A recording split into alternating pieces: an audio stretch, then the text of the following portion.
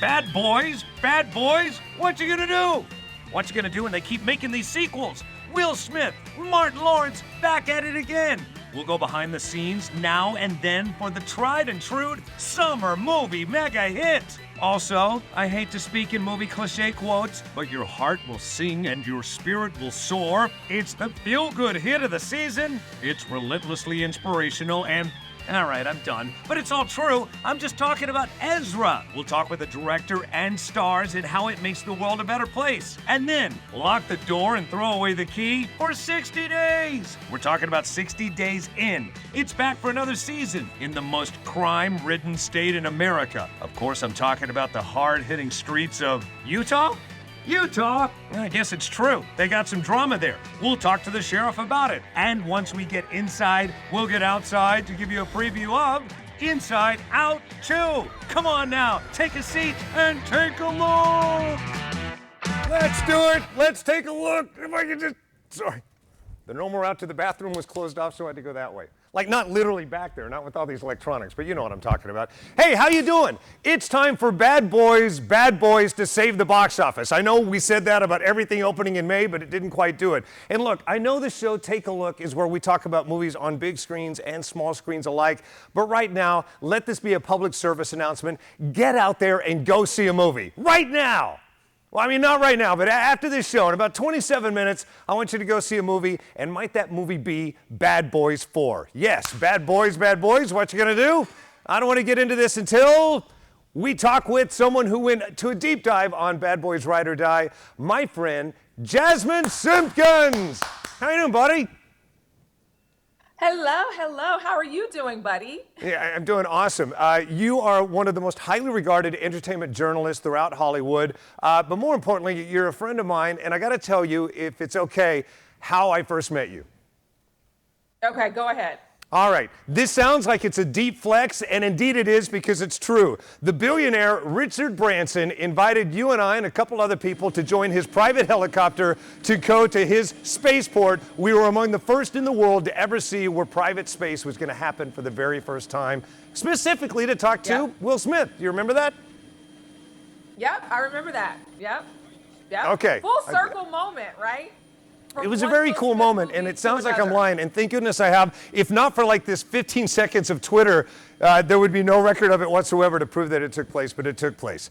And I understand that you have like an embarrassing photo of another time that you and I were hanging out together interviewing big stars about big things. I can't recall what we were in London for. We were exploring the city, but then also doing our jobs. We're serious film critics, guys, and we love movies. Exactly. And speaking of that, we've been down the road a couple times talking about this very subject, Bad Boys. Now we're on Bad Boys 4. So, Jasmine, this is the one reason I wanted to bring you in. You know more than most about this movie, and more specifically, you were invited to do a deep dive, to go on location to stunt drive. Can you tell me about that? Okay, really quickly, I think we all have seen or heard that, Will did not want to do, Will Smith, did not want to do a traditional junket for this film. He didn't want to do traditional press with this film. So even with the trailer launch and the rollout, they kind of invited some influencers. I think he just wanted to have fun. Seeing the film, I understand why. I mean, it's just over the top. It's explosions, it's running, it's gunning, it's Marcus, it's, they're just having a good time. And so for the press day, they invited us all to the Porsche Center. There's a drive center a little bit outside of Los Angeles and Carson. So you go, you can get in a Porsche. I mean, they've got them all. And if you're a Porsche fan, I mean, you're going to be in heaven. So they invite us out. You pick your car, and there's basically it's a speed test, right? There's also an area where there's like water and you have to try and like control the car. I mean, they're really putting you in the driver's seat as if you're Mike Lowry, right? Then you do an obstacle course and you're like chasing the bad guys. And I'm telling you, the obstacle course was not just like, oh, I'm just running through some tires. No, I mean, you climb a rope, you hop over, you run up a wall. I mean, this is like American Gladiator style. And I was so bruised the next day, but Will's got the bullhorn and he's like egging people on. I mean, it was a fun time, and they were very much interacting with people through the entire day. So I think, to me, this is going to really set a new trend when it comes to Mark, how we do junkets coming up. I think everybody's going to be jumping in this, trying to have fun with press. That's what I'm talking about. They've also gone to extraordinary measures in other ways to talk about this movie, specifically bringing in the Heat, the Miami Heat's biggest star, like this. Take a look. You expecting anybody? No. Yo, man, what you doing? I want to be a bad boy. You want to give up an NBA career to be a cop? Be no bad boy. Y'all not just cops. Y'all like superheroes. Bad boys don't just kick the door open. No. You gotta kick it in and say something cool. You had me in hello. What the? Did he do a romantic comedy quote? Get back over there and do that again. Nothing but net. Boom! Jimmy Butler. Did you say your own name? No. But you got to understand, man, there ain't no timeouts in this game. It's the final test right here. This separate the bad boys That's from right. just the boys. No water breaks, no cheerleaders. The question is, man, what you gonna do? What you gonna do when they come for you? Snakes, no snake, snake. We ride together, we die together. Whoa, Hey, no. You gotta earn that one. No. No. I love that. I love it. We cut it before the end, but if you watch the whole thing, Messi makes an appearance in it, and the internet's blowing up wondering, is it really Messi or a deep fake? Do you have any insight on that? Bad boys? I don't have any insight on that. I think it's really messy. Let me tell you why. Because this franchise, from the very beginning, has always really been good at pulling in the star power. Remember, the very first Bad Boys, we had none other than John Sally, who obviously is an NBA champ, who had a guest role in the film. So Yeah. I really do think that they love bringing in sports icons, sports figures into the franchise in any way that they can. And quick spoiler alert, we might see John. We may or may not see John in this one. That's all I'm gonna say. That's Yeah, all. don't spoil, but I can't play poker, and I think I just kind of gave it away. Speaking of cameos, did you know one time I had a brush encounter with Martin Lawrence? They invited me to be on an episode of Martin, and I did my own stunts. True story. I know you're young, you probably don't know the character of Otis, but Otis actually kicked me in the bum as I was going through a door. I love this, and I love Martin. By the way, I mean I'm a huge Martin fan. I do remember the character Otis. Mark, I am dead. I cannot even believe. Look at you. You can't even This fit is my so hair cool. in frame. Oh my gosh, look at this. All right, let's forget about Wow. that for a moment. I want to Wow. scrub that. Not too long after that, I was talking to them about their early memories of this game. What I love about it, they trained you to do driving stunts, but in this discussion, Martin Lawrence seems to say Michael Bay was very protective and didn't want them doing their own stunts. Will Smith, on the other hand, saw it a different way. Take a look.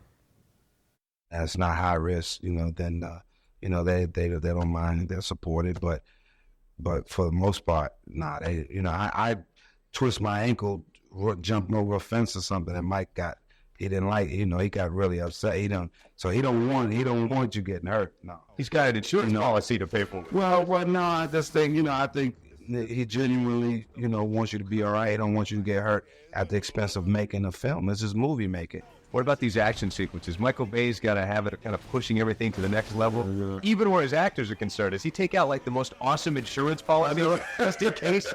Michael, you have to, you got to learn how to say, Michael, listen, I'm not doing that.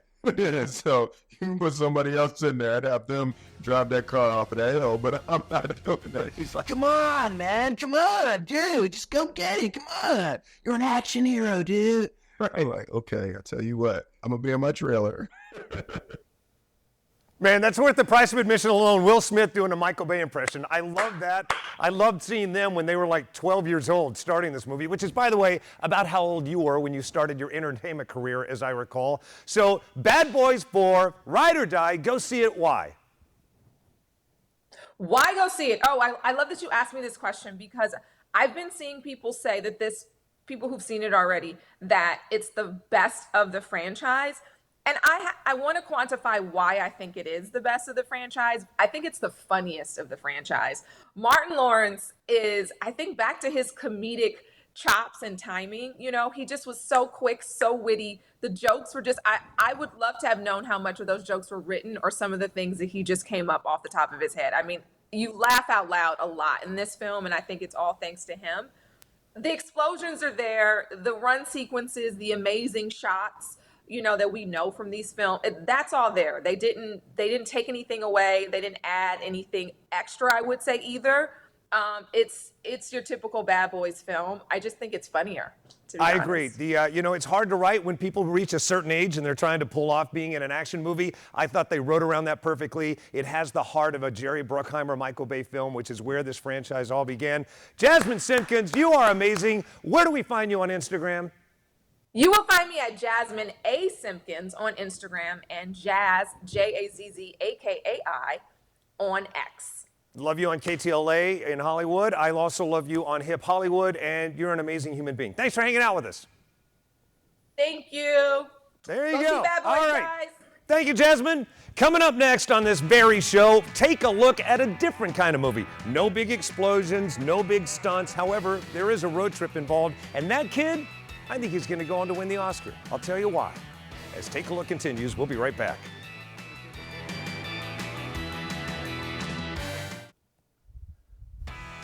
And we are back. Thanks for hanging out and taking a look with us. My name is Mark S. Allen. This is a show where we take a look at movies on the big and small screen alike. Speaking of the small screen, be sure and rewatch the show, like and subscribe. Take a look on YouTube. You're going to find it there.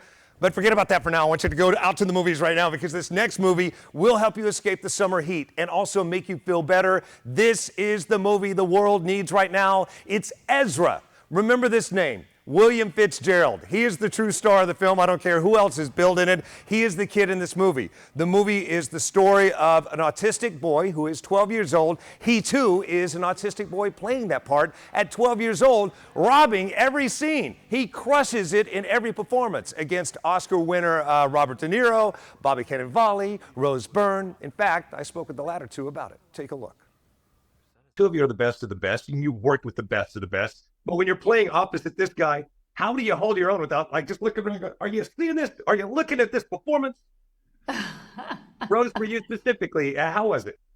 Oh, I mean, it was, it's a testament to Tony Goldwyn, too, to get this incredible cast. He was so extraordinary at doing that. But, yeah, you've still got to try to stay in the moment, even though you might feel overwhelmed with someone. Yeah, it's one of those things. But I felt like finding William was really hard too. Finding William Fitzgerald, they saw over 100 young actors and who were all fantastic. But it's about chemistry, right? And finding that right chemistry with Bobby and William is just very natural and charming and warm. And he had that warmth to sort of carry him through. Yeah.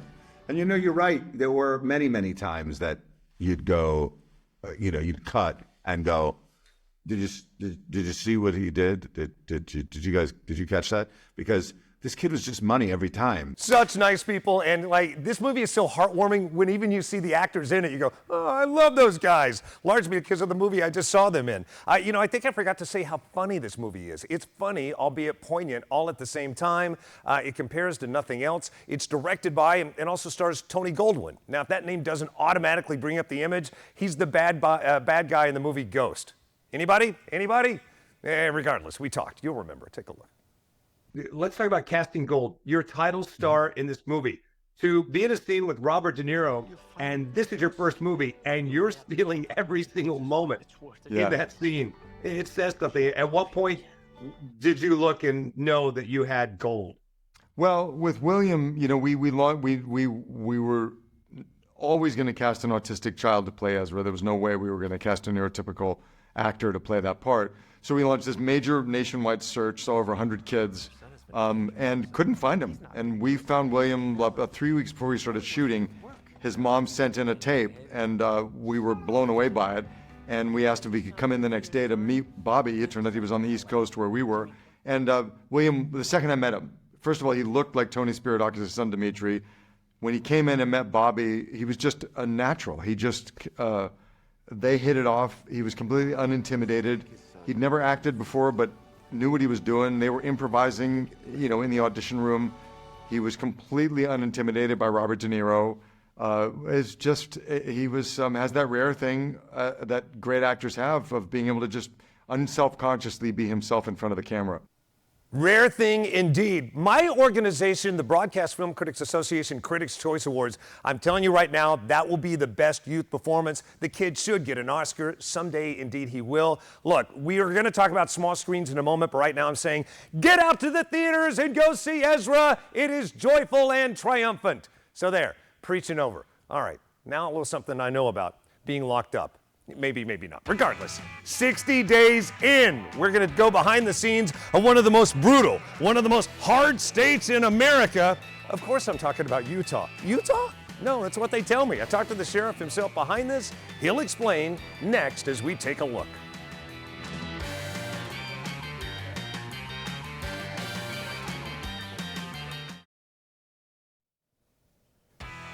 Hey, welcome back. It is Take a Look. Thanks for hanging out. I always say we talk about screens of all size, but most of the time I'm talking about movies on the big screen. Well, now I'm not lying because we are going to be talking about something you can see at home. A&E is the home for 60 Days In. I know something about this show because I was actually a part of it. Oh, no, wait, my producer's telling me that wasn't actually the show, that was court-ordered. Regardless, I do relate to this show. I think you will, too. Now, typically, they're in states and jails that you might associate with deeper crime. I was shocked to find out that this season was going to be in Utah. I'm a simpleton. I think of nothing but Sundance and the Mormon Tabernacle Choir. I had no idea crime was even allowed in Utah. It is. They got problems just like everybody else. I talked with Sheriff Mike Smith about it. Take a look. I apologize for the stereotype, but if you were to take the snapshot of Utah for the average U.S. citizen who hasn't been there, and not completely incorrect, but they would think clean air, good living. They don't expect hard time in Utah. But to that point, you say. Well, I think that they're right. We do have all of that. But along with all of that, you also have the bad side, right? So we have the same, maybe not the same levels as some areas, but we have the same crimes that occur here. And we have our share of good boys and bad boys that live in Utah, and good girls and bad girls that live in Utah that we deal with. So there is a need for a jail, and I think you'll see that we have the same types of people in jail that you'll see in any other season, 60 days in. 60 Days In, the Utah edition. See it now on A&E. We thank him for his service. And to those 7 people that are locked up, thank you for your service. You know, not to the community, but for television, because I like watching your antics. All right, coming up next, I'm making a note to Pixar Animation Studios. Your next movie should be Inside Out for 60 days. Their next movie, Inside Out 2, is hitting theaters. Coming up next, we preview that movie, but more importantly, go behind the scenes of the first movie to tee it up as we take a look.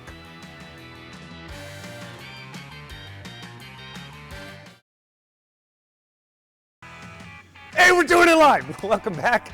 It is Take a Look. Thanks for hanging out with us as we talk about things of all screens and all sizes. Specifically next week, though, headed back to the big screen, it is Inside Out. I always get emotional when I talk about Pixar movies, and especially this one, because it's truly about emotions. Inside Out 1 now begat Inside Out 2. Riley has grown up, and now she has anxiety, which we can all relate to. Pixar, you are brilliant. Anyway, let's get in a time machine and go back in the day when I sat down with these people for the first time to talk about it. Joy in 1 and 2 is Amy Poehler, and we talked. Take a look. I got to see pure, unbridled joy from you. I got to see joy, experiencing joy. Why? Because the lunch menu came.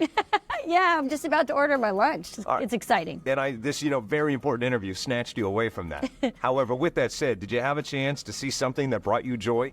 On my lunch menu? Yeah, on your lunch menu. I just saw a chicken tortilla soup that it just blew my mind. It's that easy. Yeah. Is there anything on a menu that would make you feel anger?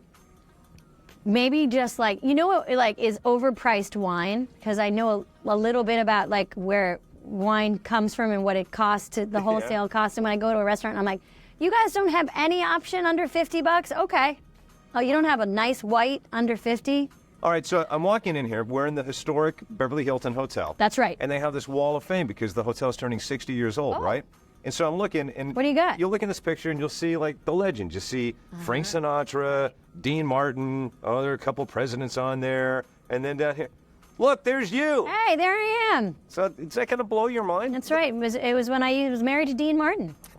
I had no a idea. lot of people don't know that. Me and Dean had It was, you know what? It was never boring. So little is talked about that because I know people don't want to bring in these interviews down, but does that make you feel If sad? you watch some of the old roasts, you can see a negative 15-year-old version of me. You know why we don't see you? It's because back then everything was 4:3 ratio. Yeah, It I'm was right on the 16 edge. I'm right on the edge.